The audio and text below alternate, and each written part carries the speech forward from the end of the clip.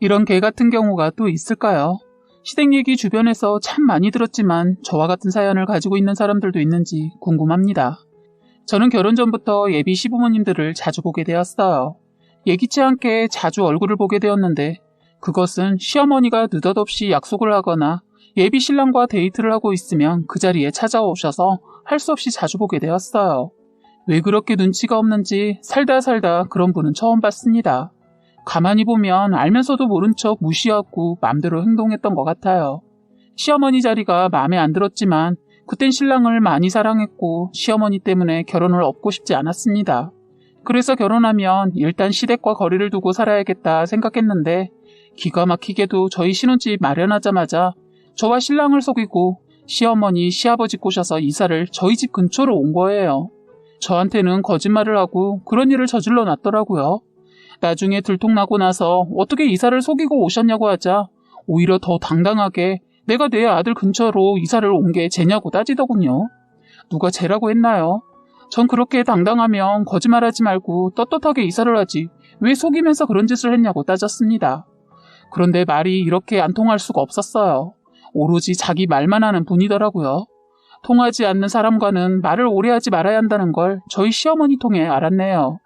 도저히 말이 통하지 않는 사람이었어요.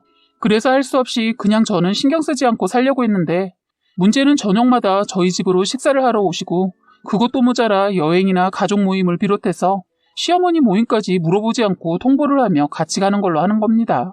하나에서 10까지 마음에 드는 것이 하나도 없었어요. 연애 기간 동안 시어머니 보면서 마음에 안 드는 것이 보였지만 그땐 잘 보이고 싶기도 하고 좋은 게 좋다고 그냥 참고 넘겼습니다. 솔직히 결혼해서 더 심해질 줄은 상상도 못했으니까요. 저희 친정집이 못 산다는 걸 듣고 나서는 그때부터 저에게 대하는 태도가 싹 바뀌셨어요. 그래서 결혼도 힘들게 했습니다. 저를 떼어내려고 일부러 눈치 없이 굴었나 생각도 했는데 눈치 없는 것은 원래가 그러더군요. 어쨌든 이런 사정으로 그냥 참고 넘긴 것이 갈수록 더 힘들어졌습니다. 그리고 그때만 해도 신랑마저도 힘이 없어서 무조건 따르는 시기였어요. 시누이 한 명 있는데 이 여자 역시 완전 또라이였습니다. 신랑이란 사람 누나가 그래도 저래도 누나라서 그런지 끽소리도 못하고 하라는 대로 다 따르더군요.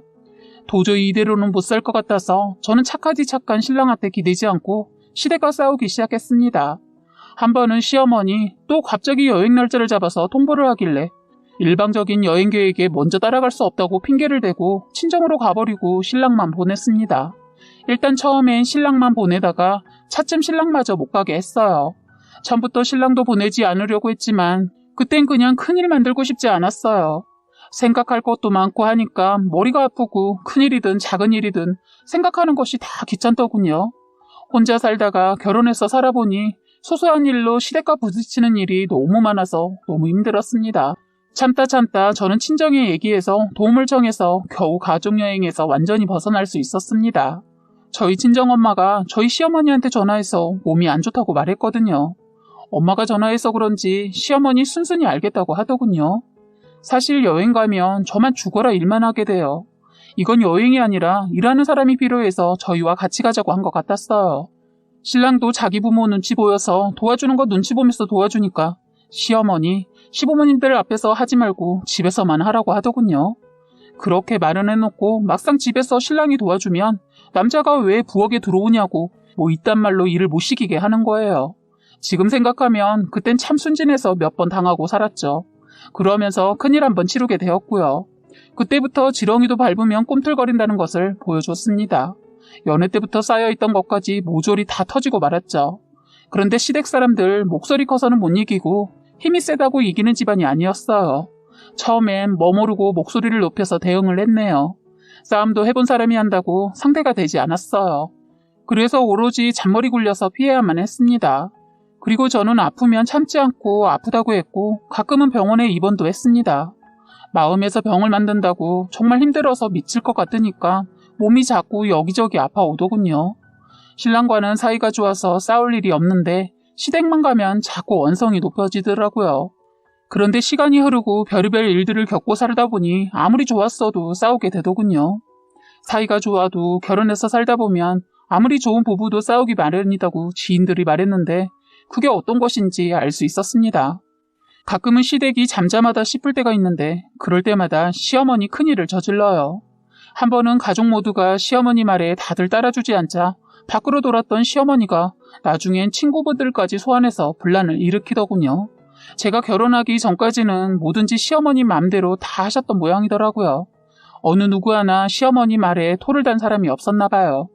그런데 제가 어머니 말에 토를 달고 거기에 자기 맘대로 가족들이 따라주지 않자 친구분들과 밖에서 보냈던 시간을 집안으로 친구분들을 불러들이기 시작했어요. 저를 골탕 먹이려고 작정을 하신 것 같았어요. 그래서 저도 질세라 강하게 마음먹고 맞대응했습니다. 싸움 한번 해보질 않고 자란 저로선 대단한 용기였답니다. 몇 번을 당하고 나서는 마지막이다 생각하고 속이 벌벌 떨렸지만 살기 위해 일을 벌려봤는데 기가 막힌 일이 터지고 말았네요. 하루는 몸이 너무 무겁고 힘들어서 집에서 쉬고 있는데 시어머니 또 저를 집으로 오라고 호출을 하시더군요. 정말 그날따라 더 가기 싫어서 안 간다고 했는데 제가 시댁으로 안 가면 저희 집으로 온다고 협박을 하는 겁니다. 그 많은 친구들을 다 불러서 온다고 해서 결국 저는 시댁에 가게 되었어요. 시어머니 저를 보자마자 장봐오는 거 음식 좀 하라고 하더군요. 어머님 친구분들도 하나같이 끼리끼리 논다고 다 똑같았어요. 어느 누구 하나 도와주지 않고 자꾸 주문만 하더군요. 이왕 이렇게 된 거 힘들지만 음식을 준비하고 손님 접대를 했습니다. 그렇게 그날은 어머님 비유를 맞춰드렸고 저도 제 할 도리 했습니다. 그런데 문제는 한 번으로 끝나지 않았어요. 자꾸 친구분들을 불러서 저를 부려먹었어요. 제가 한두 번 순순히 어머니 말에 따르니까 방법을 이렇게 바꾸신 것 같더군요. 유치하게 말입니다. 제가 힘들어할수록 더 즐거워하셨어요. 처음엔 얼떨결에 몇 번을 하고 나중엔 도저히 안 되겠어서 마지막으로 저는 딱 3번만 하고 안 하려고 했습니다. 그래야 집안이 조용했으니까요. 그런데 그 3번째 되는 날 집안이 발칵 뒤집혔습니다. 저는 여느 때와 마찬가지로 시어머니 호출을 받았습니다. 일부러 제가 쉬는 날을 시어머니한테 말하지 않고 거짓말까지 했는데 바보 같은 신랑이 거짓말을 못해서인지 시어머니 제가 쉬는 날을 알고 그날로 모임을 잡았더라고요. 그날 역시 몸이 자꾸 아파서 병원을 가기 위해 예약해뒀는데 시어머니 신랑 출근하자마자 아침부터 전화해서 서둘러 오라고 짜증 섞인 말을 하셨어요. 제가 못 이기는 척하고 시어머니 말에 따르는 거 3번까지라고 다짐했지만 그날은 정말 몸이 아프기도 하고 중요한 날이기도 했습니다.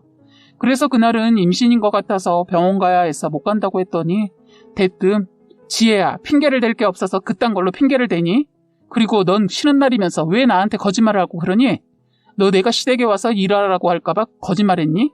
너 자꾸 내 머리 꼭대기에서 놀면 이제부터 본격적으로 시집살이 시킨다. 내가 이쁘다 하니까 네가 정말 이쁜 줄 아는데 내가 너 지켜보고 있다. 당장 집으로 튀어와. 이러는 겁니다. 워낙 터프하고 자기밖에 모르는 시어머니인 거 알고 결혼했지만 이 정도의 인격을 가진 분이라는 거 알고 나니까 자꾸 실망하게 되는 거예요. 아침부터 아파서 쉬고 있다고 신랑이 전화드렸다고 전화 안 올 거라고 했는데 세상에 이렇게 전화가 왔습니다. 그런데 시어머니 아픈 사람한테 깨병 부리지 말고 당장 오라고 하는 거예요. 임신 얘기까지 했는데 말입니다. 전화를 끊고 어이도 없고 몸도 아파서 다시 걸려오는 전화 무시하고 안 갔어요. 전화로 저는 분명히 아프다고 말도 했고 신랑 역시 다시 전화해서 그냥 두라고 용기 내서 말했으니 그냥 넘어갈 줄 알았습니다. 그런데 기가 막히게도 시어머니라는 사람이 친구들을 죄다 불러서 저희 집으로 왔더군요. 그 무리들 또한 같은 생각을 가진 인간들이라 똑같이 행동을 하더군요. 인터폰에 보인 시어머니 친구라는 사람이 인터폰을 째려보면서 고함을 치며 며느리가 시어머니 말을 안 들으려면 이혼해야지 이러면서 있더군요. 밖을 보니 시어머니 포함해서 대여섯 명이 서서 저희 대문을 두드리고 있었어요. 저는 인터폰도 안 받고 문도 열어주지 않았습니다. 너무 화가 났지만 저러다 가시겠지 하고 있었어요. 그날 병원 예약이 되어 있어서 준비 중이었는데 나갈 상황이 아닌 거예요. 그래서 병원에 전화를 해서 예약을 취소하고 한두 시간 있다가 가려고 했습니다. 그런데 밖에서 계속 문을 두드리고 안 가고 있더군요. 경비 아저씨 주민들의 신고를 받고 왔는지 밖이 시끄러웠습니다. 시어머니 저에게 몇 통의 전화를 또 하더군요. 그래도 받지 않았어요. 신랑한테 열이 받아서 너네 엄마 데려가라고 문자를 했습니다. 문자를 보내자마자 밖이 더 소란한 걸 느껴서 그냥 문을 열어야겠다 생각하고 있는데 밖에서 사이렌 소리가 들리더군요. 해서 밖을 내려다봤더니 119 차가 왔더군요. 저는 다른 곳에 사고가 났거나 아니면 설마 시어머니가 불렀나 생각하고 있었는데 한참 후 저는 베란다 창문을 보고 깜짝 놀라 그 자리에서 주저앉고 말았습니다. 창문으로 119 직원이 안을 들여다보고 있다가 저와 눈이 마주치게 되었거든요. 저도 놀라고 그 사람도 놀랐네요. 저는 서둘러 문을 열었습니다. 그러자마자 시어머니 저에게 손을 뻗어들어 제 뺨을 치려는 순간 다행히 소방 직원이 시어머니 팔을 잡아 주었어요. 정말 하마터면 소 도둑만한 손바닥에 제 뺨이 맞을 뻔했네요. 저는 시어머니를 향해 뭐 하자는 거예요? 하고 따지고 들자 시어머니를 포함해서 여러 명의 친구분들이 떼거지로 저에게 달려들었습니다. 그러자 시어머니, 너 이 싸가지 지금 네가 잘못했으면서 지금 나보고 잘못했다고 하는 거냐? 순식간에 일어난 일이었습니다. 서로 말리고 주변에 있던 이웃들이 지켜보고 있다 시어머니 친구들을 떼어내줬어요. 아직도 그 순간을 떠올리니 화가 나고 아찔합니다. 저는 이런 일을 겪으면서 이대로는 신랑이고 뭐고 끝까지 못 가겠다 생각하는 순간 제 아랫배가 자꾸 뭔가 콕콕 찌른 듯한 느낌이 나면서 그 자리에 주저앉았어요. 사실 임신이 처음이 아니었어서 몸이 안 좋았을 때 임신했구나 했습니다. 그래서 병원을 예약해 둔 거였는데 제가 첫째를 아쉽게도 유산을 해본 경험이 있어서 이번엔 놓치고 싶지 않아서 미리 선수치고 일을 만들지 않았는데 신랑이라는 놈도 이럴 땐 도움 하나도 안 되었습니다. 그거 하나 못 막아서 저희 집에 그 여자들이 떼거지로 몰려오게 한 걸 보고 나니까 신랑이란 사람 포기가 쉽게 되더군요. 신랑은 자기 엄마가 그렇게까지 할 줄 몰랐다고 하더군요. 그렇게 겪어보고 아픔도 한번 크게 겪어봤으면서 말입니다. 뻔히 임신일 거라고 자신도 믿고 있었으면서 막아주지 못했어요. 결국 시어머니로 인해 두 번째 아이도 잃었습니다. 결혼하고 바로 들어선 첫째 아이도 시어머니 똥꼬집 때문에 잃었는데 둘째 역시 안타깝게도 유산을 하고 만 겁니다. 저는 그날 바로 병원으로 가게 되었지만 이미 늦은 상황이었어요. 저는 병원에서 나와 무작정 시댁으로 갔습니다.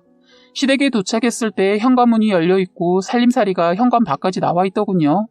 집으로 들어서는데 바로 시어머니가 보였어요. 저는 묻지도 따지지도 않고 바로 시어머니한테 달려가 시어머니 머리채를 잡고 마구 흔들어 버렸어요. 그땐 두 아이를 시어머니 때문에 잃고 나니 눈에 보이는 것이 없더군요. 그때 아마도 머리채뿐만이 아니라 뺨도 제가 갈긴 걸로 압니다. 신랑도 저한테서 이혼하자라는 말 듣고 바로 시댁으로 달려가 순하디순한 신랑이 시댁집에 가서 살림살이 다 부셔놓고 발칵 뒤집어 놓았더라고요. 괴물처럼 덤벼드는 저에게 시어머니가 아들놈이 집안을 쑥대밭으로 만들어 놓더니 인형까지 난리네 하면서 고함을 질러서 알았네요. 그러면서 한다는 말이 니들 애 못 지킨 것을 왜 내 탓을 하고 날 잡냐면서 미친 사람처럼 나중엔 날뛰더군요. 신랑놈 진작에 이런 모습을 보였다면 이 상황까지 오지 않았을 텐데라는 마음이 잠깐 들었습니다. 값진 물건들 속에 특히 시어머니가 아끼는 물건들을 죄다 때려 부셔놨더군요. 시어머니 제가 반 정신 나간 상태로 덤벼드니까 결국엔 저보고 미안하다고 제 발을 붙들고 빌듯이 했던 걸로 기억하는데 그딴 거 보이지 않더라고요. 시아버지도 말리지 않더군요. 귀하디 귀한 손주를 두 번이나 잃어서인지 넋놓고 제가 하는 행동 그대로 보고 있었습니다. 뒤늦게 시누이도 신랑이 난리치고 갔다는 소식 듣고 시댁 근처에 살고 있어서 바로 쫓아왔는데 시누이 저랑 눈이 마주쳤는데 그때 제가 제정신이 아니라는 걸 알아서인지 그 쌈딱 같은 시누이가 저를 건드리지 않고 눈을 깔더군요. 되려 자기 엄마를 탓하며 왜 그랬냐고 뭐라 했던 걸로 기억됩니다. 현관문이 열려 있어서 밖에 있던 사람들이 하나둘 저희 시댁 집안을 들여다보면서 수군거리고 있었어요. 저는 그 인파들을 뚫고 나와 그날 바로 저희 친정으로 갔고 저희 친정에서도 더 이상 이 결혼을 유지하는 것은 무리가 있다고 이혼을 하라고 하셨습니다. 그렇게 해서 저는 신랑과 짧은 결혼 생활을 하고 이혼하게 되었습니다. 안타깝게 두 아이를 그렇게 보내서 마음이 아프지만 어찌 보면 잘된 거라고 저를 유료해 봅니다. 어차피 안 될 인연을 아이들 끈으로 갔다면 이보다도 더한 일이 있지 않았을까 싶은 생각도 드네요. 아무튼 저는 이런 개같은 시집살이를 하고 끝을 냈습니다. 생각하자면 별거 아닌 걸로 모두가 괴로운 결말을 낳은 것이 아닌가 싶습니다. 전 남편은 폐인처럼 지낸다고 들었어요. 자기 아들 그렇게 만들어 놓고 나서야 정신을 차렸는지 시어머니 저에게 빌고 또 빌더군요. 용서해달라고. 하지만 이젠 저는 더 이상 이 집 식구들과 얽히고 싶지 않네요. 결혼이란 거 참 어려운 것 같네요. 아무튼 저는 큰일 겪고 느낀 것은 처음부터 죽이 되든 밥이 되든 싸우더라도 소신껏 자기 의사를 당당하게 말하고 해결을 봐야 한다는 걸 깨달았습니다. 무조건 참는 것은 아닌 것 같아요. 어느 누구의 희생만을 바라는 것은 너무 이기적인 것 같아요. 서로 조율해서 서로 조금씩 양보가 답인 것 같습니다. 여러분들도 꼭 시부모 자리 잘 보시고 결혼하시기 바래요. 지금까지 여러분의 소중한 사연을 읽어드리는 해바라기 사연방이었습니다. 구독과 좋아요, 알림 설정 부탁드리겠습니다.